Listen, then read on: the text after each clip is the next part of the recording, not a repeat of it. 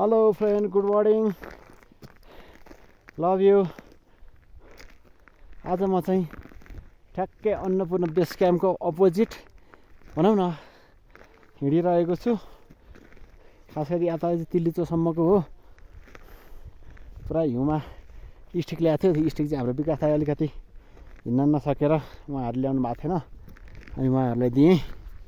अहिले स्टिक नभएर चिप्लेर होइन, हिउँमा चिप्लेर यस्तो गाह्रो भइरहेछ कि यदि ट्रेक हुनुहुन्छ भने चाहिँ स्टिक चाहिँ अनिवार्य ल्याउनु होला है तपाईँहरूले। लास्ट गाह्रो पर्छ है,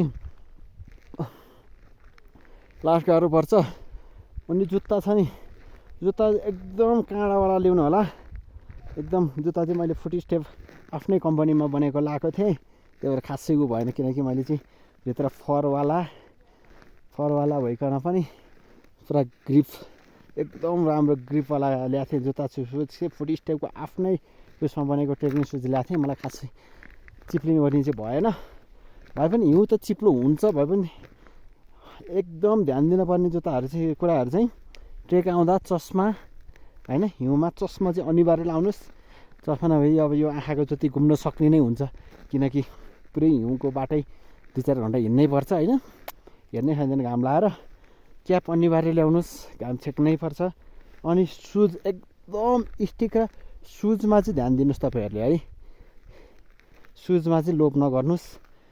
मैले भन्दैछु बरु लुगा सस्तो लाउनुहोस् होइन, न्यानो लाउनुहोस्, सस्तो लाउनुहोस्, तर ट्रेक आउँदाखेरि सुज चाहिँ एकदम ग्रिपवाला एकदम लाउनुहोस्। तपाईँहरूलाई मेरो हार्टी रिक्वेस्ट पनि भयो है,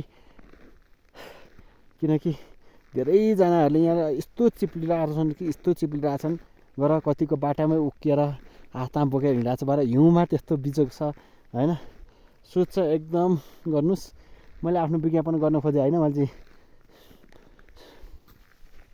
फुट स्टेपको ट्याक्क काँडावाला गोटीवाला लगाएको थिएँ।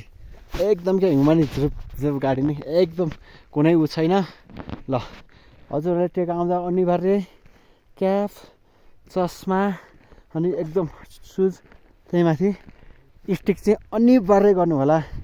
Thank you, love you.